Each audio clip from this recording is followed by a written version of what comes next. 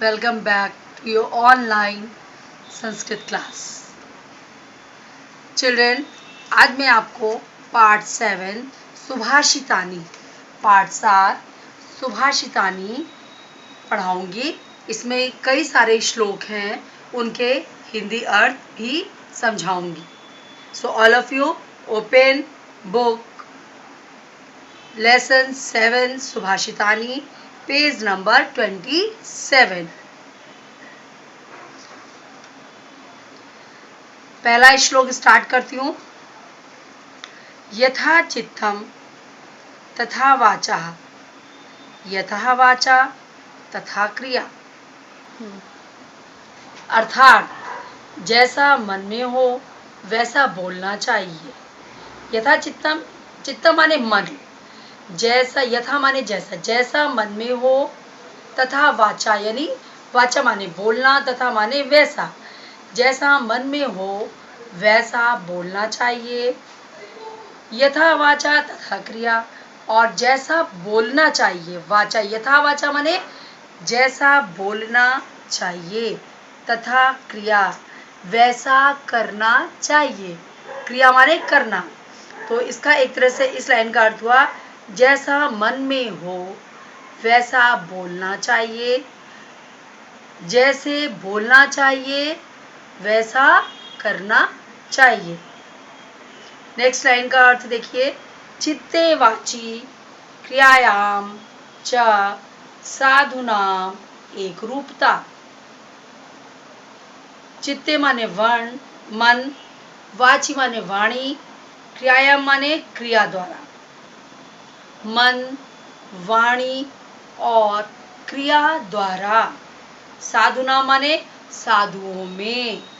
एक रूपता माने समानता होती है।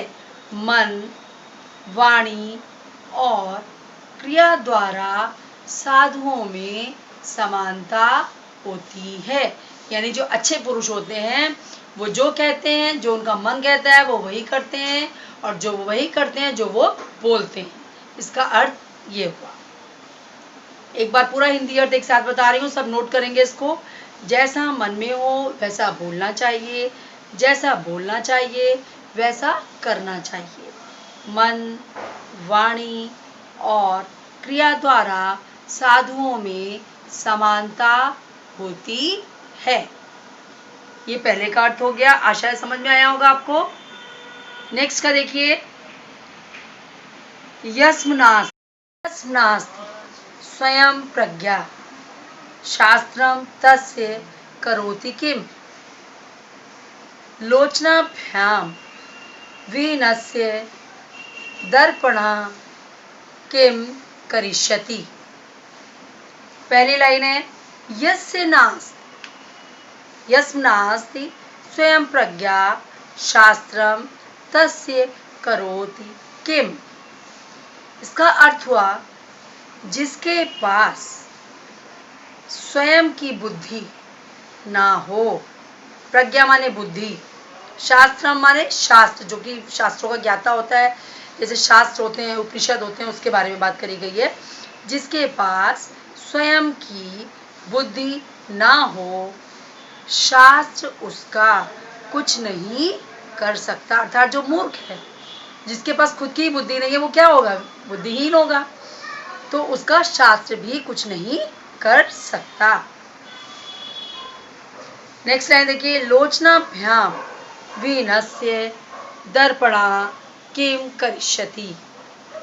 जिस प्रकार नेत्र विहीन, लोचन माने नेत्र है ना, वीनस्य माने बिना। जैसे कि नेत्र विहीन, जिस प्रकार नेत्र विहीन व्यक्ति का दर्पण भी क्या करेगा। अर्थात जो व्यक्ति अंधा है, जिसके नेत्र विहीन है, जिसके नेत्र ही नहीं है, जिसको देखना ही नहीं आता, देख ही नहीं सकता है, जो उसके लिए दर्पण का क्या उपयोग? कोई भी उपयोग नहीं है, है ना। तो इस प्रकार से इसका अर्थ होगा। फिर से एक बार पूरा अर्थ मैं बता रही हूँ, नोट करिएगा। जिसके पास स्वयं की बुद्धि ना हो, शास्त्र उसका कुछ नहीं कर सकता। जिस प्रकार नेत्र विहीन व्यक्ति का शीशा अर्थात दर्पण, दर्पण बोलते हैं शीशा को जिसमें हम मिरर देखते हैं, मुंह देखते हैं अपना फेस। नेत्र विहीन व्यक्ति को के लिए शीशा क्या करेगा, अर्थात कुछ नहीं करेगा, कुछ नहीं कर सकता, है ना। ये इसका अर्थ हो गया। अब थर्ड वाला देखिए, अलसस्य कुते विद्या अविदस्य कुते धनम अधनस्य कुते मित्रम अमित्रस्य कुते सुखम। अर्थात इस श्लोक का अर्थ है, आलसी व्यक्ति को विद्या कहाँ, जो आलस करेगा कि अरे कल पढ़ लेंगे परसों पढ़ लेंगे, उसको विद्या कहाँ आएगी। तो आलसी को विद्या कहाँ, मतलब विद्या नहीं है उसके पास। और अविद्या से कुते धनम, बिना विद्या के धन कहाँ।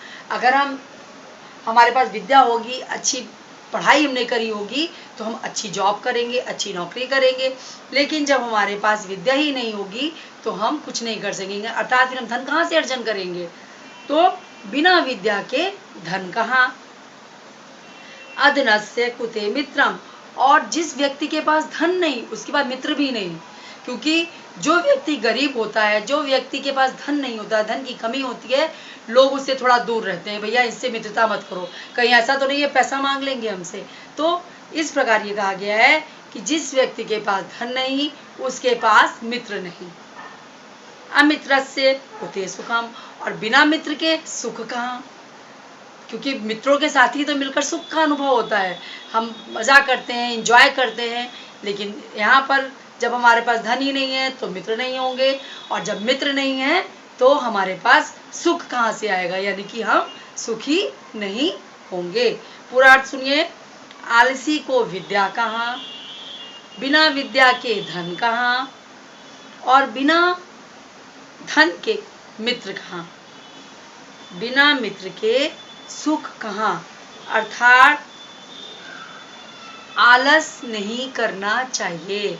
इसका ये जोड़ निकला, ये अर्थ निकला कि हमको आलस नहीं करना चाहिए। अब फोर्थ वाला देखिए, रूप यौवन संपन्ना विशाल कुल संभवा विद्याहीना ना शोभन्ते निर्गंधा इव किंशुका। रूप, इसका अर्थ होगा रूप यौवना संपन्ना, अर्थात रूप का क्या, सुंदरता को, सुंदरता हो, युवावस्था हो, सुंदरता हो, युवावस्था हो, युवावस्था हो, अच्छे वंश में जन्म लिया हो, है ना, यानी अच्छे वंश में उसका जन्म हुआ हो, अच्छे वंश में जन्म लिया हो, विद्या के बिना, विद्याहीना यानी विद्या के बिना, विद्या विहीन जिसको कि विद्या नहीं है, विद्या विहीन यानी विद्या के बिना वे उसी प्रकार सुशोभित, शोभनते माने सुशोभित, सुशोभित नहीं होते, ना शोभनते सुशोभित नहीं होते, जिस प्रकार निर्गंधा इव किंचुका, निर्गंधा माने बिना गंध के, यानी कि उसमें खुशबू नहीं होती, और किंचुका माने एक पुष्प का नाम है किंचुक। किंचुक का पुष्प सुंदर तो होता है किंतु उसमें खुशबू नहीं होती है। अब इसका अर्थ पूरा एक बार समझिए, रूप यौवना संपन्ना विशाल कुल संभवा विद्याहीना ना शोभन्ते निर्गंधा एव किंचुका। अर्थात सुंदरता हो, युवावस्था हो, अच्छे वंश में उत्पन्न हो या जन्म लिया हो, किंतु विद्या के बिना, विद्या के बिना वे उसी प्रकार सुशोभित नहीं होते, जिस प्रकार किंशुक का पुष्प सुंदर तो होता है लेकिन उसमें खुशबू नहीं होती। आशा है आपको इन श्लोकों का अर्थ समझ में आया होगा चिल्ड्रेन। आज इस वीडियो में मैं इन्हीं 4 श्लोकों का अर्थ बताऊंगी। नेक्स्ट वीडियो में इसी पार्ट को फिर से मैं कंटिन्यू करते हुए आगे के श्लोकों का अर्थ और अभ्यास कार्य आपको कराऊंगी। अगर किसी को भी अर्थ नहीं समझ में आएगा तो लाइव क्लास में मैं इसको फिर से आपको समझाऊंगी। ओके चिल्ड्रेन, तब तक के लिए bye bye, take care, stay home.